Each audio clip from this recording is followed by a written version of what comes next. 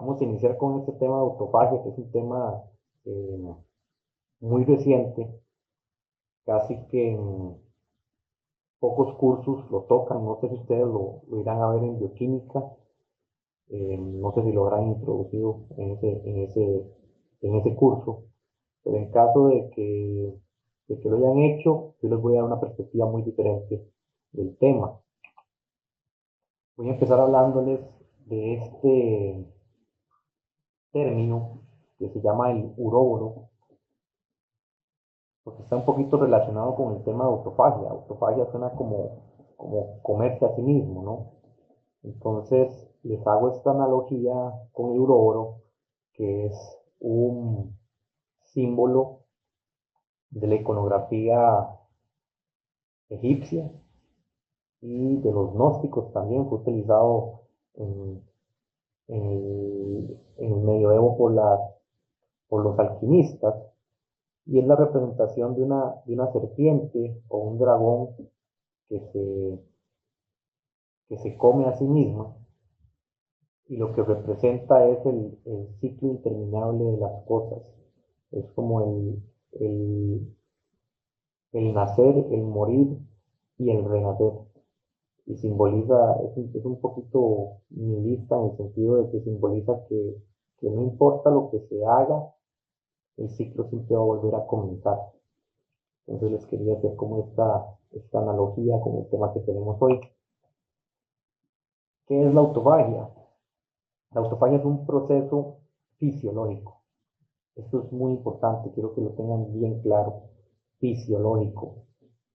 Puede en algunos casos este, verse como que es patológico, o así se pensaba en, en los inicios cuando se empezaba a estudiar este fenómeno. Sin embargo, ya sabemos que es indispensable para la célula el proceso de autofagia, y es como una especie de reciclaje, sobre todo cuando la célula está en condiciones de deprivación nutricional. La célula lo que puede hacer es componentes dañados o viejos que están en el citoplasma, los puede descomponer y reciclar para lo que es el ensamblaje de nuevas proteínas, nuevos lípidos, nuevos ácidos nucleicos, etcétera. También es un mecanismo que se utiliza para hacer, desde un punto de vista inmunológico, una especie de defensa contra algunos patógenos intracelulares. Se pueden degradar por medio de estas vías también. Estos estudios de autofagia comienzan en los años 60, sobre todo en el laboratorio de este señor que se llamaba Christian de Dieu, que fue premio Nobel de Fisiología y Medicina en el 74. Y el laboratorio de este señor fue el que describió los lisosomas, y en 1955 y posteriormente en el 65 estudios fue que describió por primera vez los fenómenos de autofagia. Acá tienen un par de artículos donde se ve que se observaban una especie de gránulos citoplasmáticos, hasta ese momento desconocidos, que por estudios de microscopía electrónica luego vieron que eran diferentes a los lisosomas que ya habían descrito. Entonces, como para el año 63, es que acuñan el término de autofagia para hablar de este tipo de estructuras de doble membrana que se encuentran intracelularmente en ciertas condiciones. Sin embargo, eh, no fue como hasta los años 80 que el proceso fue descrito ya en mucho mayor detalle, especialmente por el grupo de investigación de Yoshinori Ozumi en Japón, quien de hecho recibió el premio Nobel del 2016 por todo lo que tenía que ver con la descripción de los mecanismos de autofagia y actualmente se cataloga que es un hot topic precisamente porque hay muchísima investigación que tiene que ver con el proceso y su modulación para ciertos padecimientos como cáncer, enfermedades neurodegenerativas, etcétera. Los estudios de autofagia del doctor Ozumi fueron en levaduras. Esto que ustedes tienen acá son levaduras. Y esto que tienen acá son autofagosomas. Y ahorita vamos a ver que son estructuras características del fenómeno de autofagia. El premio Nobel se lo dieron a él, aquí ustedes ven, por el descubrimiento de los mecanismos, todo lo que es la parte bioquímica y molecular de cómo es el que se orquesta este fenómeno. Todos sus estudios se llevaron a cabo en levaduras y posteriormente eh, se extrapolaron a células animales. Es una maquinaria que está, como en otros casos, muy conservada evolutivamente en eucariotas. Vamos a hablar un poquito de lo que son las generalidades de la autofagia. En una célula, como ya les mencioné, es un proceso fisiológico. Y para que ese proceso fisiológico se mantenga fisiológicamente, tiene que haber cierta homeostasis, como en otros procesos.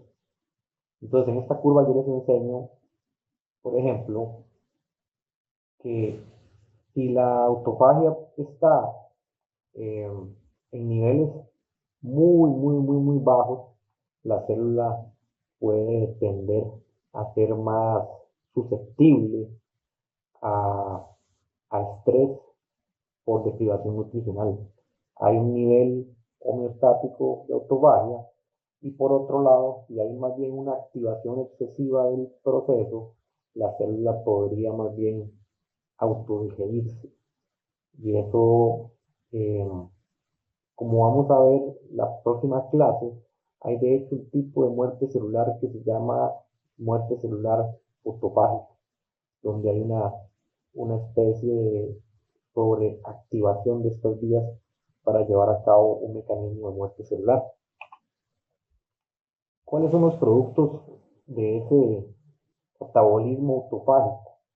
Bueno, ya les mencioné que se pueden degradar una serie de estructuras. Dentro de estas tenemos lípidos, tenemos carbohidratos, tenemos inclusive virus, organelas completas, la mitocondria, agregados proteicos, bacterias, etcétera.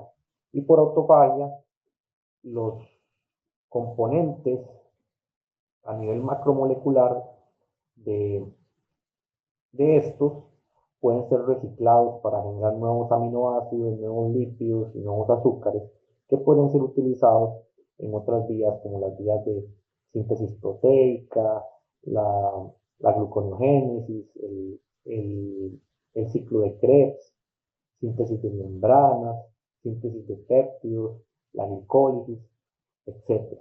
Entonces vean que es un proceso eh, bastante útil y que trabaja a nivel de distintas macromoléculas. No es como, por ejemplo, cuando ustedes ven lo que es degradación de proteínas en un proteasoma, que eso es exclusivo para proteínas. En el caso de autofagia, aquí hacemos un reciclaje completo de cualquier tipo de macromolécula que esté dentro de esas estructuras que entran en el proceso de autofagia. Y tenemos varios tipos.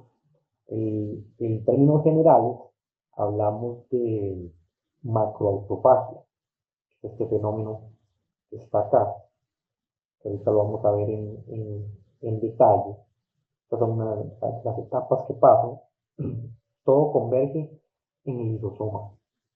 Que si bien las estructuras que se quieren degradar empiezan a ser rodeadas, envueltas en estas estructuras de doble membrana, para que se pueda llevar a cabo ese reciclaje, se tiene que hacer una descomposición enzimática de esos componentes, y eso ocurre gracias a las enzimas que tiene el lisosoma.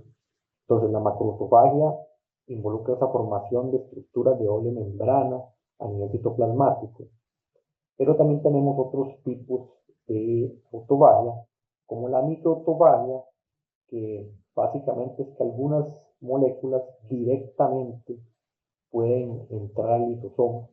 O sea, eso no es como muy exclusivo, es como que se hace un pinchazo y el lisosoma hace como una especie de endocitosis, por así decirlo. Y de esta manera, ciertas moléculas, sobre todo de tamaños pequeños, pueden entrar directamente al proceso. Sin embargo, esto no cuenta mucho en el total de ese catabolismo autofágico, porque lo principal es este proceso de macroautofagia. Y tenemos otro proceso que es exclusivo para proteínas, que se llama la autofagia mediada por chaperonas.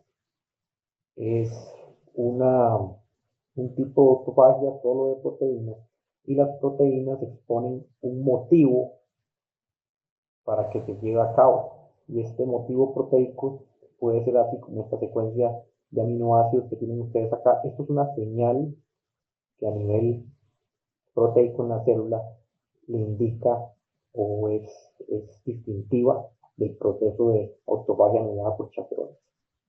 Ya hemos hablado del péptido señal en el curso.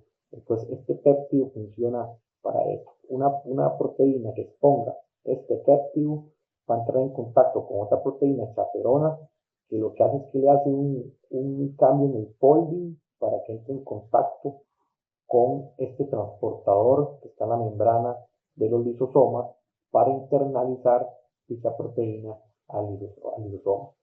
Este transportador es muy importante, de hecho es un marcador de lisosomas. De hecho, se puede hacer marcaje genético. Si uno llega y una proteína fluorescente la acopla a un pedacito de la secuencia de ese transportador, que obviamente involucra el dominio transmembrana, uno termina marcando genéticamente los lisosomas. Ese transportador se llama Lysosomal Associated Membrane Protein 2A. Este es el proceso de macroautofagia, que es el principal. Acá tenemos visto en microscopía electrónica. Esta es la vesícula que se forma. El proceso empieza con una fase de nucleación y se forma una primera estructura que se llama un fagóforo. Este fagóforo es el que posteriormente va a elongarse alrededor de las moléculas que van a entrar en el proceso, y se forma esta estructura ya cuando madura, que se llama el autofagosoma, y es característica, o sea, es lo más característico de la macroautofagia, los autofagosomas. Posteriormente viene una fase de fusión entre el autofagosoma y el lisosoma, y se forma un autolisosoma, y esta es la parte donde se va a dar la degradación de los componentes que estaban dentro del autofagosoma para su posterior reciclaje. Hay, por ejemplo, un tipo especial de macroautofagia que se llama la mitofagia. Es una autofagia solo de mitocondrias y se presentan algunos procesos eh, tanto patológicos como fisiológicos. Por ejemplo, si una mitocondria presenta problemas en el potencial de membrana, o daño por estrés oxidativo, o esto que tienen acá, recuerden que las mitocondrias también tienen ribosomas, entonces también llevan a cabo la síntesis de proteínas, puede dar una respuesta de un fold protein response. O sea, cuando hay problemas con el folding de las proteínas a nivel mitocondrial, y esas pueden empezar a agregar, se inicia una respuesta que se llama así. Y si esto no funciona, las mitocondrias entran en un proceso de autofagia. Una mitocondria es una superorganela, o sea, tiene una función vital en la célula, no solo para la generación de energía, sino que ahí confluyen un montón de cosas, confluyen incluso hasta vías de muerte celular, tiene una capacidad reguladora muy importante. De ahí que está envuelta en un montón de enfermedades, sobre todo neurodegenerativas, entre otras. Entonces, una mitocondria que esté dañada, es mejor sacarla de circulación. Y eso es uno de los aportes que tiene la autofagia. Y por eso es un proceso fisiológico. Cuando hay ciertas orgánulas dañadas, imagínense una mitocondria dañada, la cantidad de estrés oxidativo que puede generar para la célula. Y esto puede ser detrimental para la célula. Entonces, en esos casos es mejor sacarla de circulación. Algo que está viejo o dañado, mejor eliminarlo. En hipoxia también ocurre esto, pero también algunos procesos fisiológicos, como por ejemplo la eritropoyesis. En la eritropoyesis, los eritrocitos pierden sus mitocondrias. ¿Cómo es que se degradan esas mitocondrias? Por mitofagia. También durante la fertilización, las mitocondrias del, eh, del padre también son removidas por mitofagia. Entonces, vean que ocurre tanto en procesos patológicos como también en fisiológicos, en este caso, pero siempre en el marco de generarle un bien a la célula, en este caso. Hay una conexión directa con las vías endolisosomales. Esto es muy, muy, muy, muy importante, porque cuando hay un endosoma, normalmente toda la vida termina en una fusión con un lisosoma. Sin embargo, puede haber confluencia con las vías de autofagia. Entonces, este autofagosoma se puede fusionar con un endosoma tardío y esto forma una estructura intermedia que se llama un anfisoma. Y ya el anfisoma puede entrar en contacto con el lisosoma y llevar a cabo la degradación.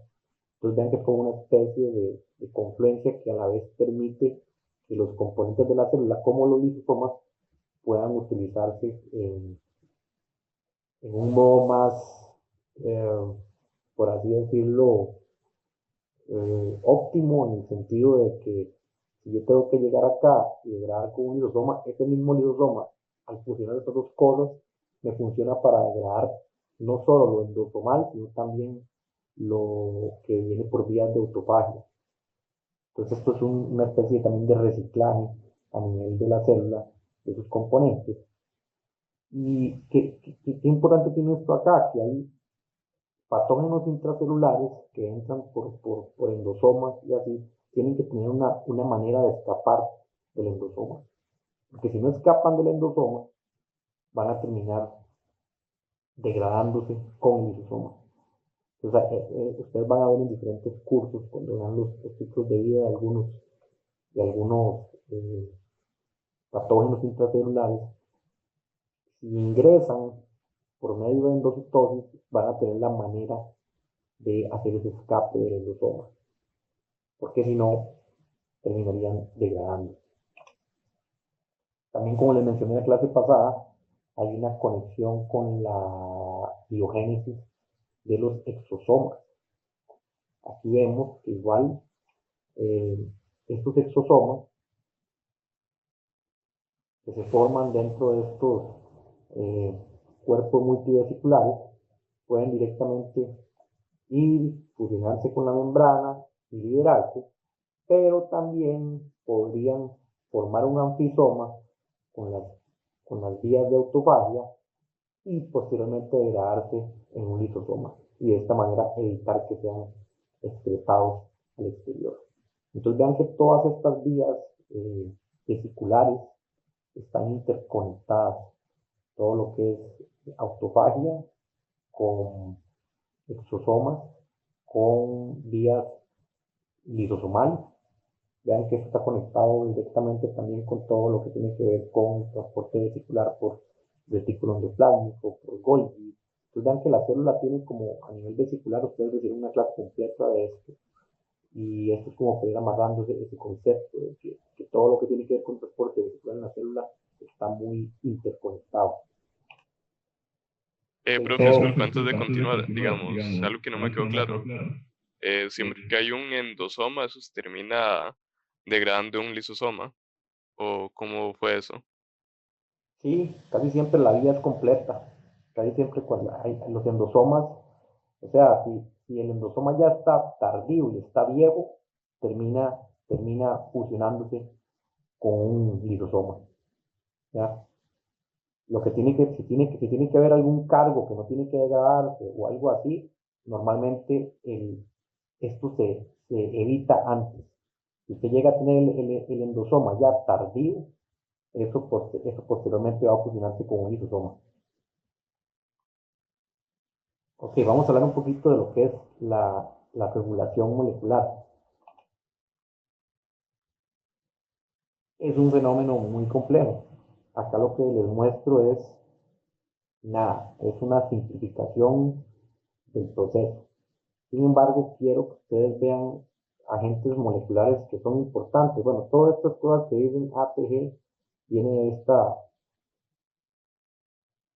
esta simplificación, significa Autophagy Related Gene. Entonces las proteínas igual se llaman así, ATG7, ATG10, ATG12, y a pesar de que tienen el mismo nombre, no es que todas cumplan exactamente las mismas funciones.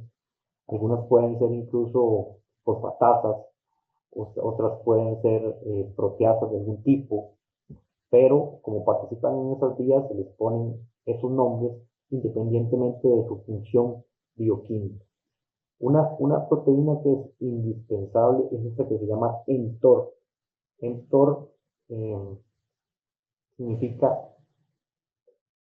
Target of Rapamycin, porque ahora vamos a ver que la rapamicina es un inhibidor de esta proteína mTOR. Entonces, todo lo que tiene que ver con el control de la autofagia, sobre todo con el inicio, pasa por mTOR. Entonces, es como una especie de switch molecular indispensable para las vías de autofagia. Cuando mTOR está activa, bloquea los complejos iniciales que empiezan a hacer la formación del fagóforo. Entonces, mTOR activo significa bloqueo del proceso de autofagia. Entonces, si utilizamos un inhibidor de mTOR, ese inhibidor de mTOR terminaría siendo un activador de las vías de autofagia. Esto lo vamos a ver ahorita en más detalle. Otra cosa que quiero que vean muy claro es esta proteína que está acá, LS3. LS3 es un marcador que se une por medio de este lípido que se llama fosfatidiletanolamina, se une a la membrana de los autofagosomas, como ven acá, ven estas bolitas, están acá. Entonces es un marcador de los endosomas, y así lo utilizamos desde el punto de vista de laboratorio y los métodos, lo vamos a ver ahorita. Aquí está un poquito más claro. Vean que cuando hay factores de crecimiento, cuando hay abundancia de nutrientes, se va a activar mTOR y mTOR va a bloquear los complejos iniciales para que se forme este fagóforo. Entonces, tiene lógica, ¿no? En condiciones de abundancia, la célula no necesita ser autofágica. Entonces mantiene activo mTOR. Sin embargo, cuando hay deprivación nutricional, esto activa esta proteína que está acá, que lo que haría sería bloquear al mTOR y de esta manera ya puede iniciar el proceso. Vean que el MS3, por este otro lado, no es una, no se forma como tal al inicio. Se forma como un primer MS3 que luego esta proteína ATG4, que es una cisteína proteasa, lo que va a hacer es que va a hacer un corte y va a exponer una glicina en la posición 120 de la estructura primaria de esa proteína. Esa glicina es indispensable para que esta otra proteína de autofagia, que funciona como una especie de ubiquitina ligasa, le una a esa glicina 120 ese lípido que se llama fosfatidiletanolamina, porque esa es la que le va a permitir la inserción en la membrana de, o la unión a membrana mediado por ese lípido del LS3, y ya entonces de ahí sería el marcador de autofagia. Vamos a ver un poquito lo que son los métodos de estudio.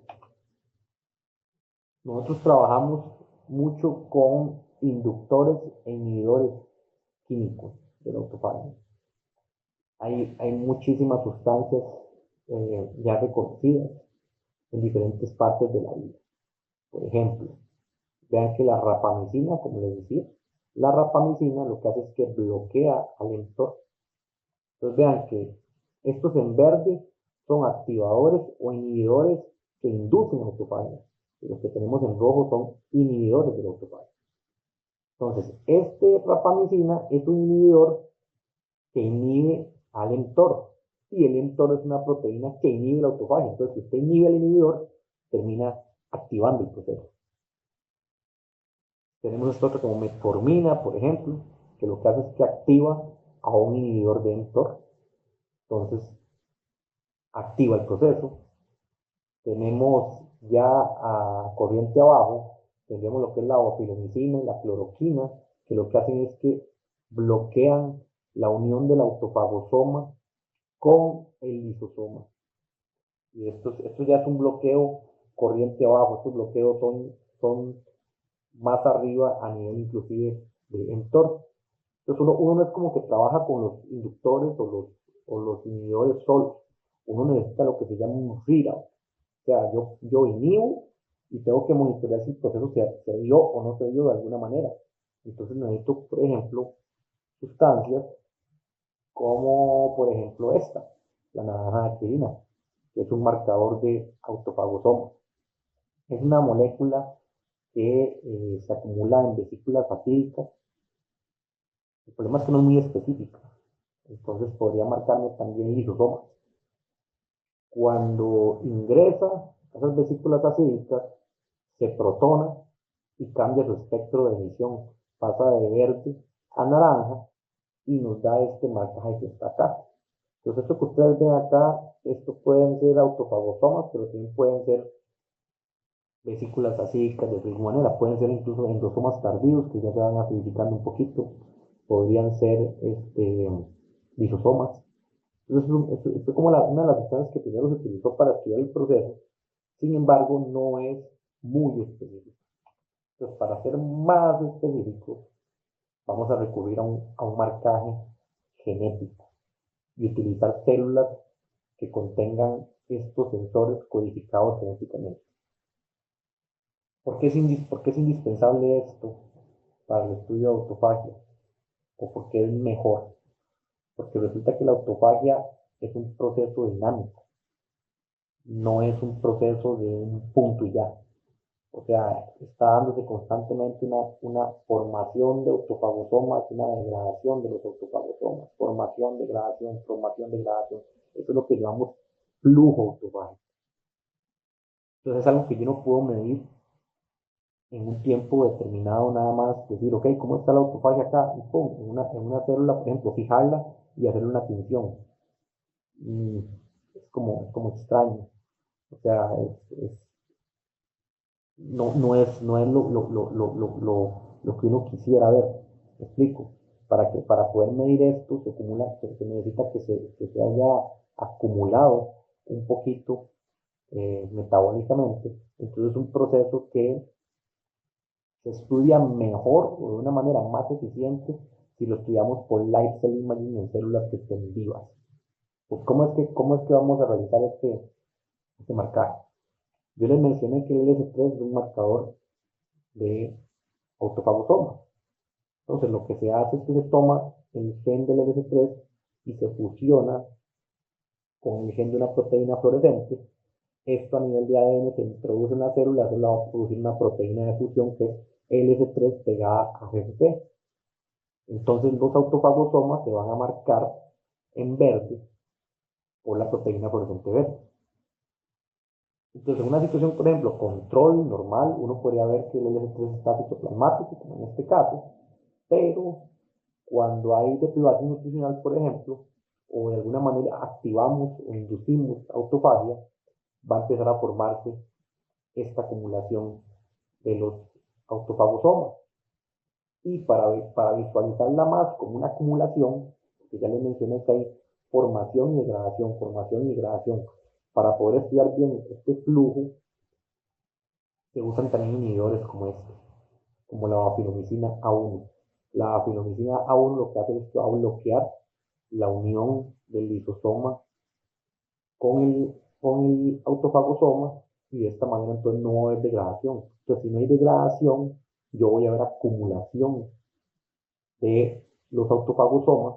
Entonces, esto me va a permitir aumentar un poquito la resolución, o sea, ver más autofagosomas porque voy a quitar del escenario el componente de que se están degradando.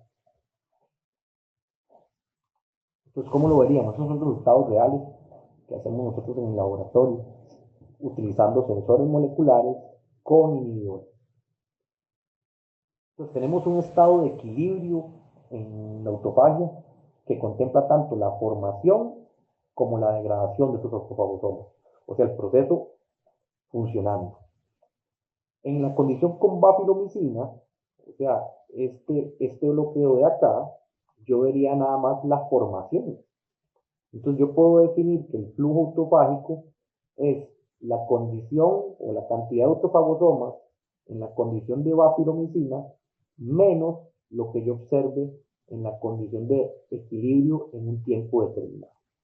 Entonces, ¿de qué me sirve a mí medir el flujo autofágico? El flujo autofágico es característico de cada célula. Hay líneas celulares que tienen un flujo autofágico bajo, hay otras células que lo tienen más alto. Entonces hay células que tienen niveles menores de autofagia que otras. Entonces uno puede llegar y ver, por ejemplo, con el flujo autofágico uno puede ver si, qué sé yo, si está utilizando alguna molécula, usted quiere ver si es inhibidor o así, usted puede ver el flujo autofágico y ver si de verdad esa molécula tiene algún papel en esto. O, por ejemplo, si hay una infección viral, usted puede ver si esos virus tienen alguna participación en las vías de autofagia, si las utilizan, las bloquean o si más bien la autofagia se estimula para hacer una respuesta antiviral en este caso. Entonces uno midiendo el flujo autofágico puede darse cuenta de ese tipo de cosas. Así es como se estudia el proceso en el contexto de determinados escenarios. Puede ser una infección con una vasculitis celular, puede ser, por ejemplo, en condiciones de que le estamos aplicando algún compuesto o alguna toxina o algo que queramos nosotros estudiar, ver si tiene algún papel en las vías de autofagia. Nosotros trabajamos con 4 condiciones. Tenemos condiciones de medio completo, un medio como este, como el, el, el medio de Eagle modificado por Delbeco, que es un medio, se llama Minimal Essential Medium, con la modificación que hizo Delbeco en los 50. Eso es un medio que no va a inducir deprivación nutricional, es un medio normal. Entonces, en algunas vías, en lugar de utilizar en algunas células, perdón, en lugar de utilizar este medio, utilizamos una sustancia que es como una especie de buffer, que se llama el buffer de Krebs-Henselite, que es un buffer que casi no tiene nutrientes. Entonces, de esta manera vamos a estimular un poquito el fenómeno de autofagia. Ven que en los gráficos estamos viendo en X la intensidad de la fluorescencia y en Y los focos de fluorescencia o granularidad, que sería una medida de los autofagosomas. Entonces ven que entre la condición de medio normal y la condición de Krebs-Henselite, yo voy a tener muchos más autofagosomas en la misma línea celular en la condición de Krebs-Henselite. Entonces la condición de Krebs-Henselite se utiliza sobre todo porque hay líneas celulares con niveles de autofagia tan bajos que yo necesito como inducir un poquito con deprivación nutricional. Entonces, como uno no sabe a priori con qué línea está celular trabajando, uno siempre incluye las condiciones. Entonces tenemos las condiciones de medio y Krebs-Henselite normal, o sea que ahí estaríamos viendo lo que denominamos el equilibrio, la formación y la degradación acá. Y luego tenemos condiciones con ambos tipos de medios, pero agregando 50 nanomolar de bafilomicina. Entonces aquí estaríamos haciendo el bloqueo que les mencioné anteriormente. Y de esta manera estaremos viendo que ya empiezan a acumularse más la cantidad de autofagosomas.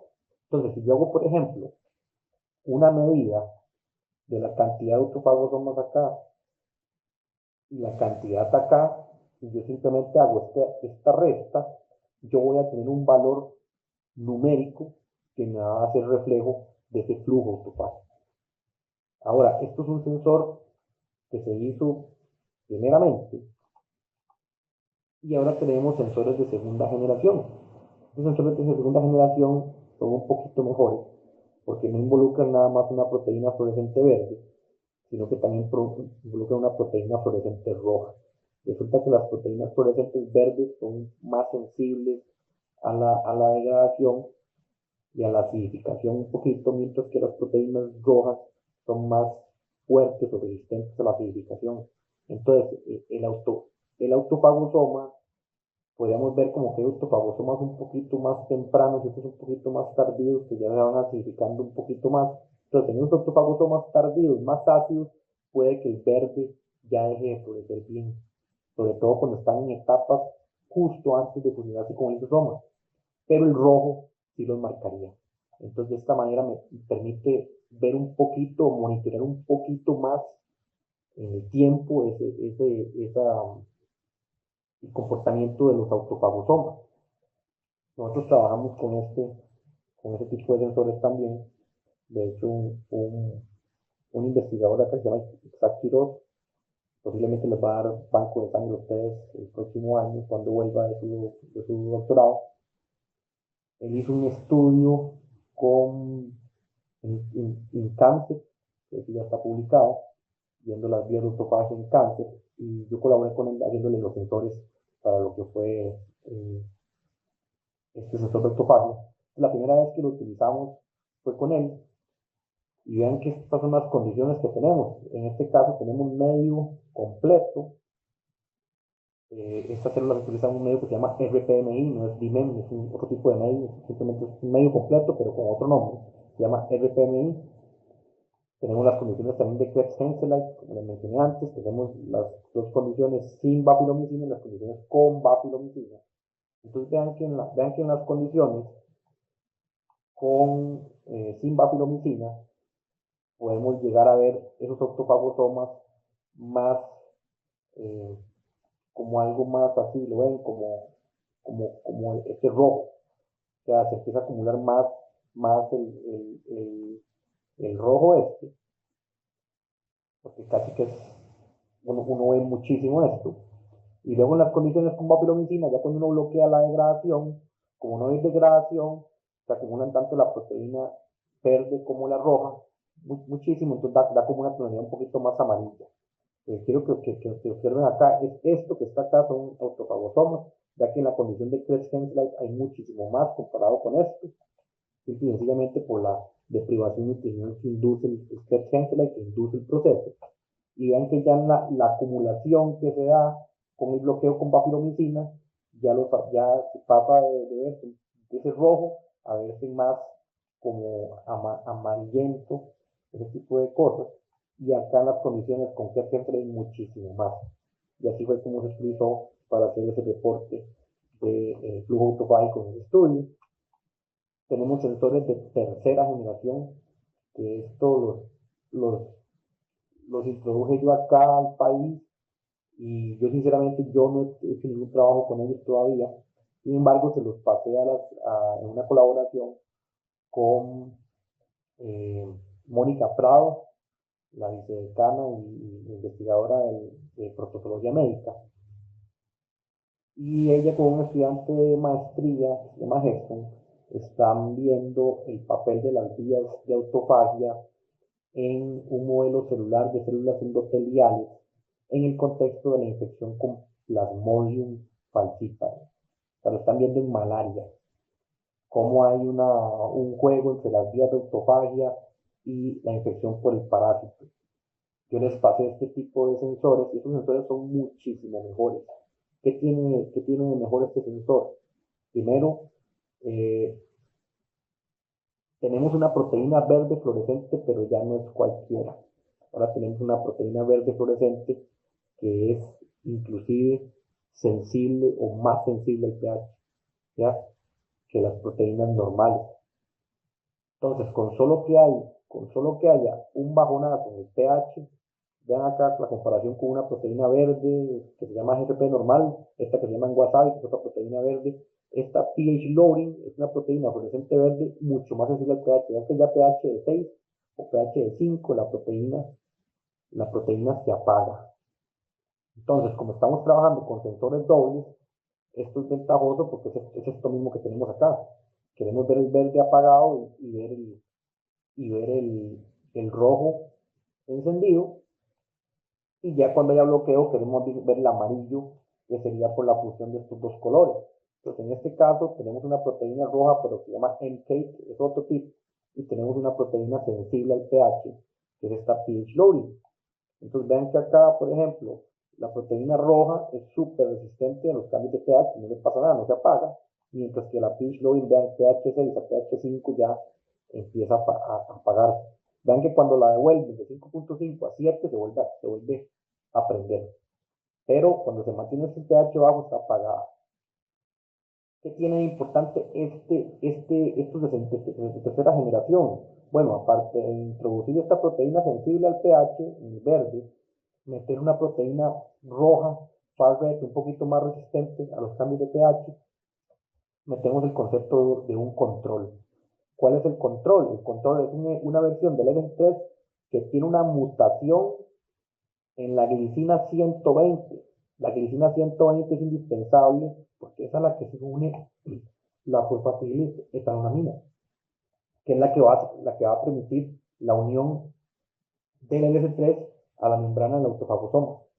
Entonces, si hacemos una mutación de esa glicina en el 120, como acá, tendríamos un sensor que en realidad nunca se inserta dentro de los autofagosomas, o en la membrana, perdón, y de esta manera me sirve como control. ¿Qué estoy controlando en ese caso? Que estas formaciones de autofagosomas que yo estoy viendo es porque verdaderamente son autofagosomas y no porque, qué sé yo, algo está pasando en la célula que el sensor esté haciendo complejos, por ejemplo, y precipitando. Eso podría ser un escenario. Que en la célula pase, digamos, que yo tenga el sensor molecular y que hay una respuesta de estrés a nivel del retículo endoplásmico o algo así que haga que el sensor. ¿Me explico? Esto podría pasar perfectamente cuando hay agregados proteicos por cierto tipo de cosas. Si bien le estoy mencionando el ejemplo del retículo endoplásmico, esto podría pasar también a nivel citoplasmático y hacer que los sensores precipiten.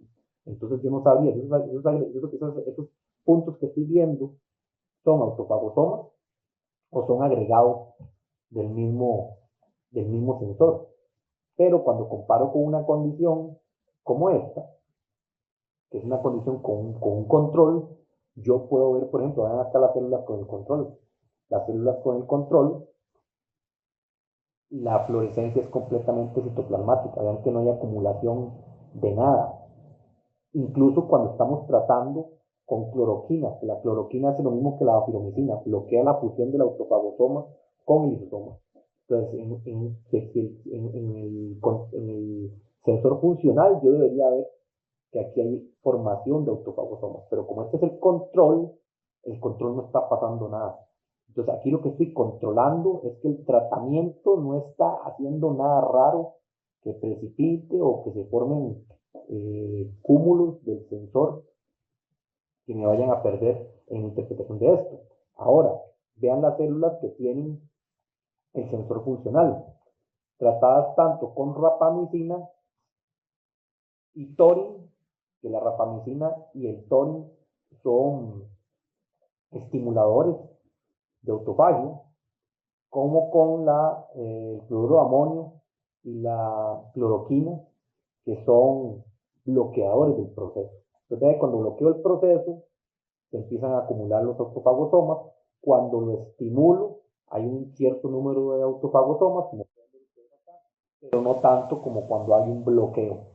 ¿Ya? Acá estaría viendo casi que aquí sería como ver el equilibrio, pero inducido más bien, y aquí sería ver ya el bloqueo. Ok, vamos con la cápsula de ayudarte de esta clase. ¿Qué creen ustedes que tenemos acá?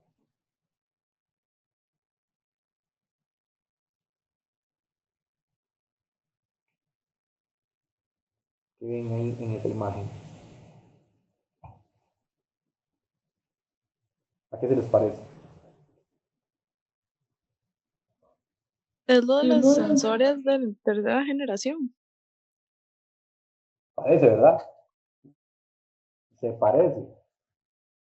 Ok. Esto es una trampa. A propósito. Estas son unas células. Estas son unas células eh, de riñón embrionario humano. Están modificadas genéticamente para expresar una proteína fluorescente amarilla, que es esta.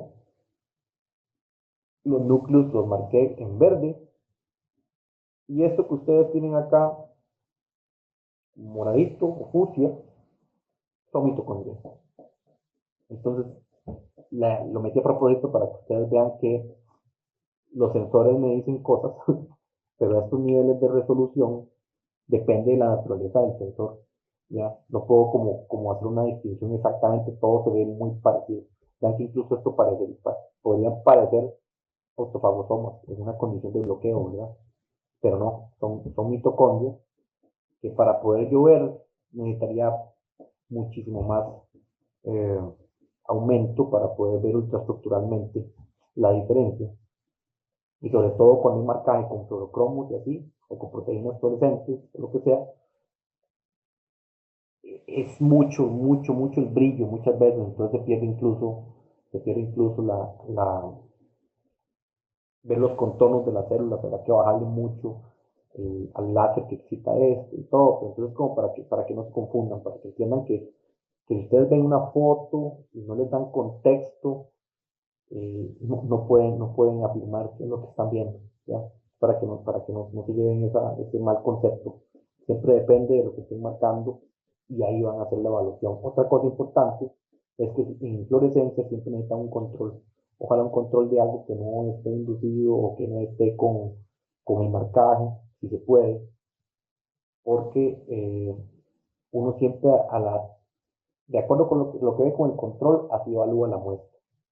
Por ejemplo, si yo quiero buscar un virus respiratorio en una muestra de células de faringe de una persona, yo necesito tener un control, que son las células de la misma persona, en la que, por ejemplo, utilizo un anticuerpo marcado con el fluorocromo, pero contra otro tipo, no sé, contra una proteína de ratón, que nada que ver, que tiene que ver ahí, ¿me entiendes? Y yo a partir del control de los niveles de fluorescencia, del control, evalúo si lo que estoy viendo en la muestra es positivo o es negativo. ¿Por qué? Porque pasa que hay células que tienen cierta autofluorescencia, que puede haber, digamos, que los anticuerpos se queden pegados en la muestra por cierta arquitectura de la célula. ¿Me explico? Entonces, no es como que yo llegue y diga, vea, una fluorescencia positiva se ve así, y siempre se va a ver así. A veces las fluorescencias son muy llamativas, muy fáciles de interpretar, a veces la fluorescencia es poquita, pero entonces uno siempre evalúa con respecto al control. A veces el control tiene autofluorescencia, que podría parecer positivo, pero cuando yo veo la reacción experimental, veo que hay un aumento, muchísimo aumento más con respecto al control de la fluorescencia, eso yo no entiendo como positivo. A veces el control está completamente apagado y hay una fluorescencia muy leve en la condición experimental, que siempre hay que tener un control también. Y estas células, esto no es ninguna obra, esto es simplemente una fotografía que tomé y que la utilicé como base para alimentar una red de diseño que alimenté e hice esta obra, que es, y se manifestó este ente celular, que es una pantera onca, es una obra que publiqué en esta edición de este libro de la editorial inglesa Arts to Hearts Project. Ellos, ellos hacen como una serie de libros constantemente en las que buscan 101 artistas de diferentes partes del mundo y dan una página a cada uno, es un concurso, uno participa y uno gana y puede exponer en el libro. Y luego ellos venden los libros, son libros muy bonitos, muy completos. Y este ente lo metimos en esa publicación y lo vacilón es que se manifestó, o sea, no, yo no lo busqué, se me manifestó a mí y a dos amigos. Un día estábamos viendo una de las obras y casualmente venía el concurso de esto y yo no tenía que mandar, yo estaba como, ay, yo quiero algún animal y no tengo ningún animal. Y el día antes apareció esto y dije, ay, que quiere salir en el concurso. Lo mandamos y todo bien. Vamos a la última etapa de la clase, que es roles fisiológicos y patológicos de la autofagia. Ya les mencioné esto durante todo lo que llevamos de la clase, que hay autofagia en un montón de cosas. O sea, tiene que ver con un proceso central que tiene que ver con respuesta al estrés, respuesta a la deprivación nutricional, respuesta a estrés en organelas, hipoxia, etcétera. Entonces son vías que tienen ese papel fisiológico. Vean, por ejemplo, en cáncer podemos encontrar que durante, durante las etapas tempranas, eh, eh, participa la autofagia y la autofagia más bien en etapas tempranas del cáncer tiene un efecto contra el cáncer, mientras que en etapas tardías del cáncer más bien las células de cáncer utilizan autofagia para generar nutrientes para sobrevivir. Es un proceso que puede tener ese papel dual en el cáncer. En el envejecimiento eh, se ha visto que conforme la gente envejece disminuyen los niveles de autofagia y esto puede afectar en enfermedades neurodegenerativas que se dan por acumulación de agregados proteicos, porque los agregados proteicos a nivel cerebral podrían degradarse por autofagia. Y si hay un nivel menor de autofagia, no tenemos esa degradación y se termina generando estos padecimientos. También participa en enfermedades como la diabetes y y la obesidad. O sea, buenos niveles de autofagia pueden disminuir la resistencia a la insulina, la glicosidad. En neurodegeneración, como ya mencioné, todo lo que es remoción de agregados proteicos es por autofagia. En enfermedades de almacenaje, desórdenes de almacenaje lisosomal, o sea, todos estos componentes almacenados extraños pueden ser removidos por autofagia. En el contexto de infecciones, eh, enfermedades infecciosas, la autofagia puede funcionar como un mecanismo para remover patógenos, pero ahorita vamos a ver que también hay algunos patógenos que más bien inducen autofagia para de esta manera eh, conseguir nutrientes y energía para su multiplicación. Ven este ejemplo de cómo adentro del cáncer o del tumor, perdón, si no hay buena angiogénesis, estas células de acá podrían estar padeciendo de privación nutricional porque no les llegan nutrientes. Pero estas células pueden empezar a hacer autofagia y a punta de autofagia pueden empezar a sobrevivir. Es una manera en que el tumor puede sobrevivir. Cuando hay un fallo en las vías de autofagia, esto más bien en estos casos termina en que las células del tumor se mueran. Entonces aquí estamos hablando de un nuevo tipo de abordaje, si quiere ver desde el punto de vista terapéutico. Nosotros actualmente damos para cáncer agentes que ataquen directamente las células de cáncer, pero como ya sabemos, no son tan específicos y de ahí que la gente padece de muchos efectos secundarios, como los más notorios, por ejemplo.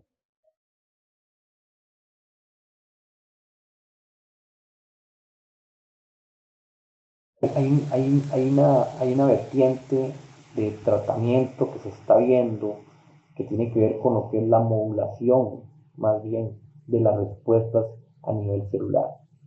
Entonces yo le mencioné la vez pasada lo que era a nivel de comunicación intercelular, lo que era bloquear ciertos agentes que tienen que ver con comunicación en estos contextos, pero también podríamos hacer una modulación, por ejemplo, de vías como la autofagia. Si yo pudiera de alguna manera inhibir autofagia en el contexto de las células tumorales, esto me podría generar un efecto antitumoral. Entonces es una nueva etapa, tanto para cáncer como para enfermedades infecciosas, de lo que es modular la respuesta de ciertas vías metabólicas al fenómeno que queremos combatir.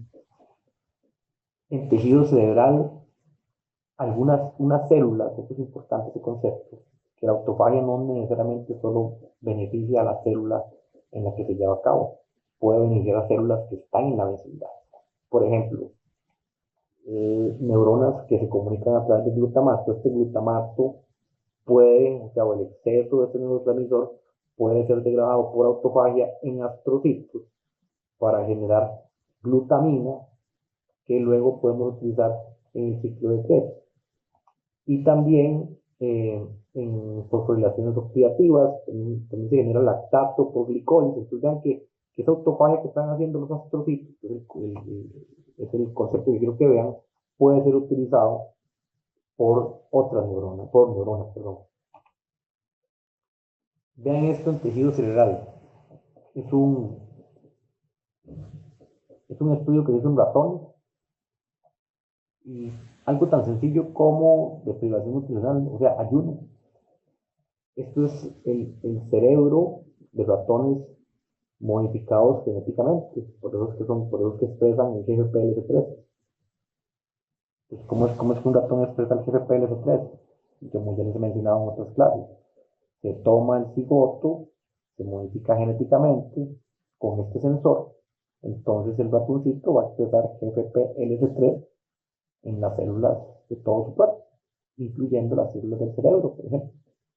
Y por eso, cuando esos ratones modificados genéticamente se les somete a ayuno por 24 por 48 horas y posteriormente se ve el comportamiento de esto, se ve que la cantidad de autofagosomas es muchísimo mayor dependiendo o acorde al tiempo de ayuno que hayamos dejado. Y se puede medir no solo como la cantidad, sino como ciertas características del área, del perímetro, etcétera, de los autofagosomas. Entonces, ¿qué es lo importante que quiero que vean acá? Es que la deprivación nutricional puede estimular autofagia a nivel cerebral.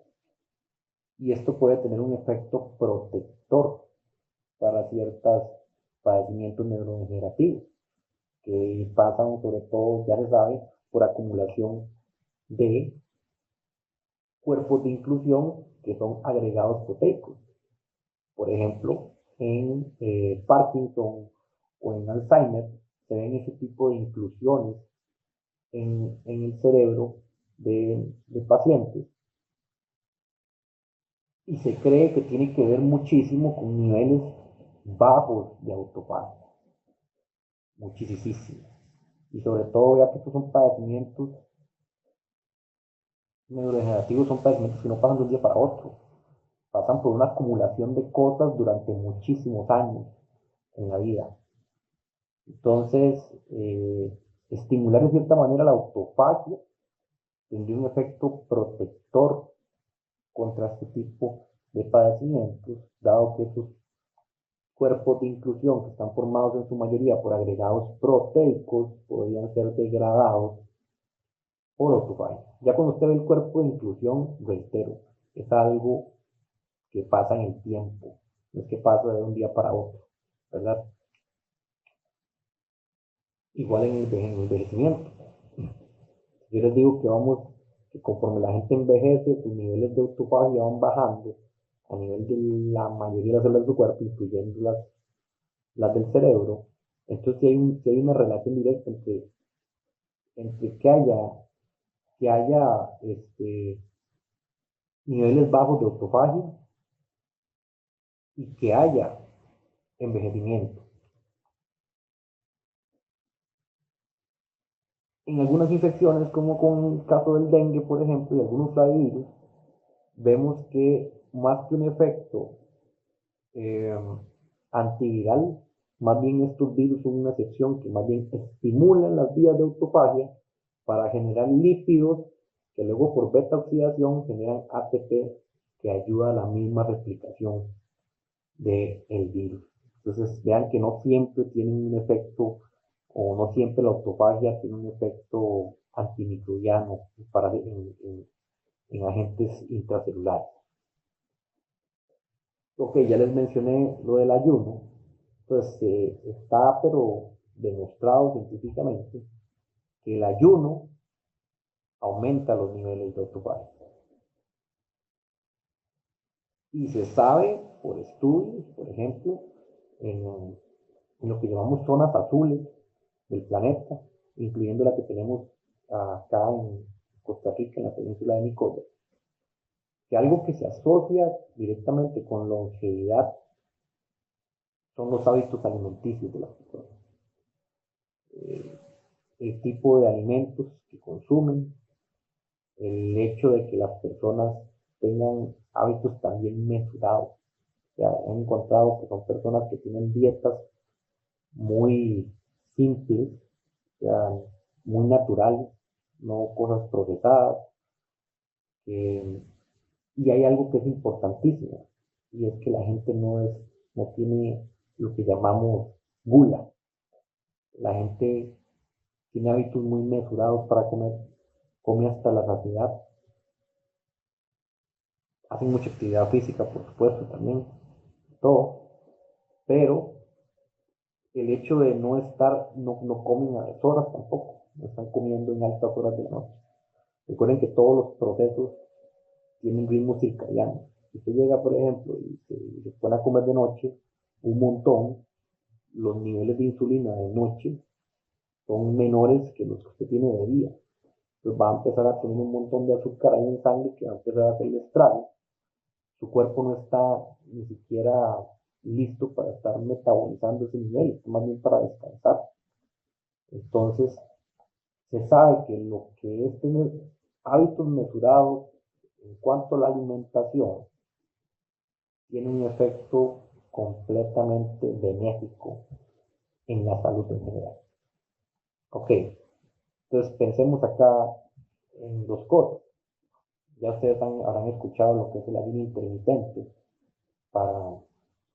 y que hay mucha gente que lo hace, es algo que está muy de moda, igual que los baños fríos, para otras cosas, imagino que lo han escuchado, ¿verdad?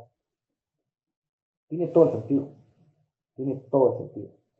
Tenemos que pensar que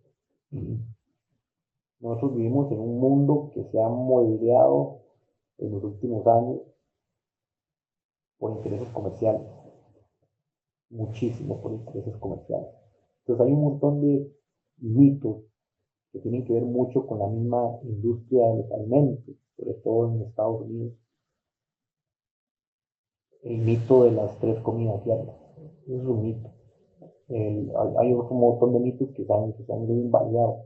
El mito de los productos lácteos, el mito de la pirámide alimenticia con la base llena de harinas y granos. O sea, hay un montón de cosas que más que ser una realidad científica, responden a intereses de un mercado. ¿Ustedes creen que los seres humanos iniciales comían 3 veces al día? Profe, ahora que lo menciona, lo de la pirámide alimenticia, está invertida en realidad. Sí, de hecho. Lo que se dice ahora, ¿verdad? O sea, yo lo que sé es que piénsenlo con una lógica evolutiva. Estas vías se desarrollaron evolutivamente para algo. Entonces, no es solo para hacerle frente a la deprivación nutricional, porque los seres humanos no comían 3 veces al día. O sea, mentira que un ser humano salía de su cuevita y ya tenía un desayuno listo. O sea, tenía que ir a hacer un montón de actividad física, tenía que ir a buscar. Entonces, nosotros evolucionamos para aguantar hambre también. Pero no es solo el hecho de aguantar hambre lo de la autofagia. Cuando yo les menciono a ustedes que tiene un gol fisiológico, es que tenemos que sacar de circulación un montón de organelas que están malas, viejas, productos degradados. Si nosotros no sacamos eso de circulación, termina causando problemas en las células. Y el problema es cuando tenemos mucha azúcar en sangre, eso es un inductor inmediato que bloquea las vías de autofagia.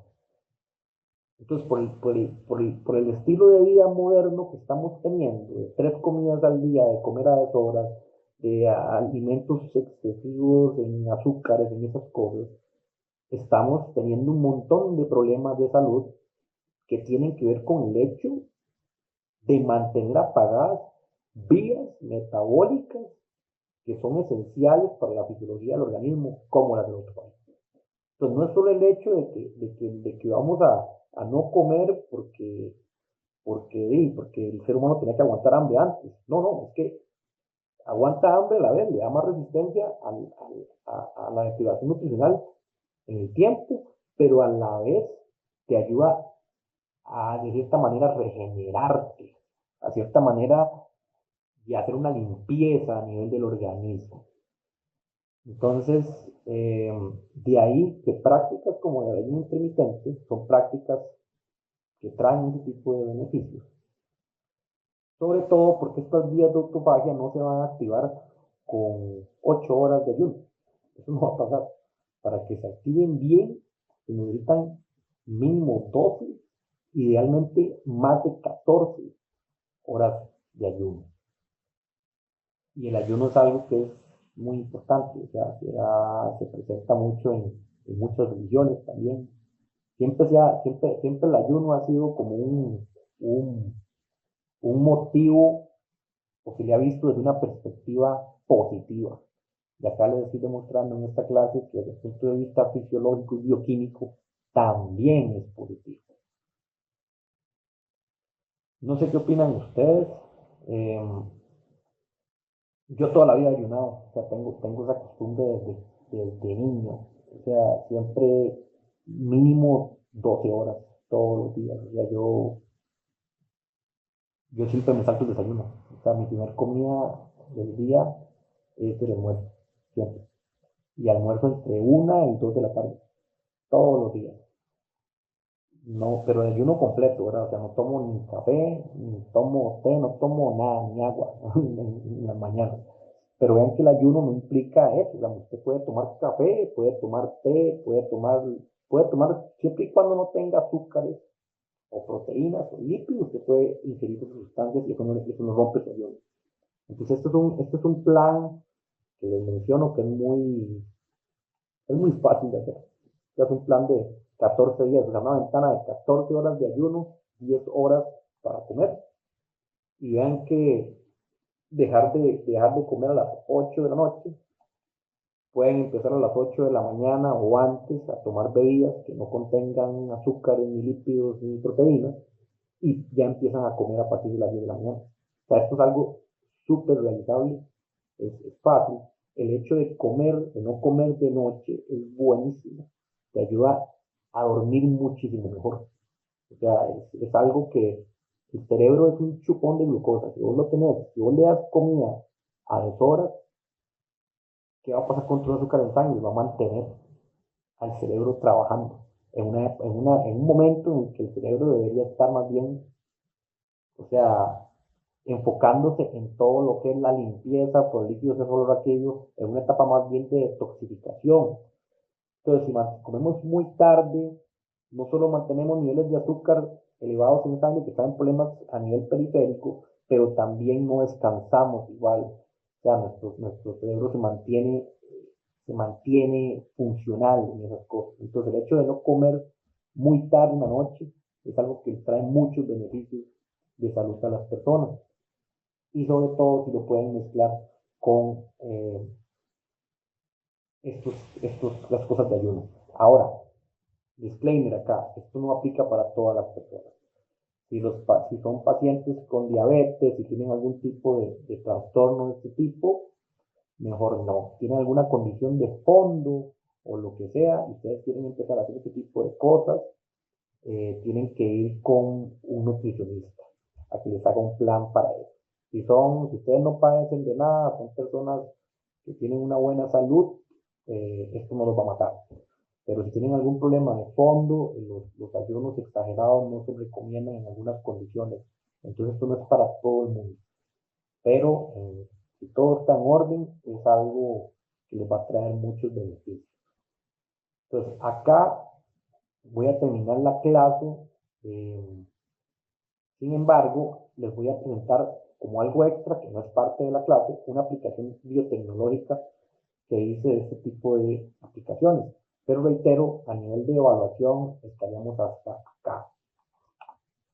Consideraciones finales. ¿Qué consideraciones finales tenemos? Bueno, ya les dije lo del ayuno. Y les menciono que vivimos en un mundo que muchas veces esta información importante se oculta porque hay intereses económicos. Y es una realidad. Eso no me lo invento yo, no son teorías de conspiración, es una realidad. Ustedes saben qué pasó en los años 60 cuando se empezó a demostrar que el fumado daba cáncer. ¿Qué pasó con todas estas organizaciones gigantes multimillonarias como Philip Morris y toda esta gente? Cuando ya tuvieron que empezar a ponerle etiquetas a los cigarros, que los cigarros matan esa cosa, y empezaron a dejar de tener clientes en esto, esa gente empezó a invertir muchísimo de su capital en la industria alimentaria de Estados Unidos. Muchísimo, muchísimo, muchísimo. Y se logró aprobar para uso en alimentos un montón de sustancias químicas, pero demasiadas, que ahora estamos viendo estudios que están demostrando que tienen efectos incluso genotóxicos, como los edulcorantes, por ejemplo.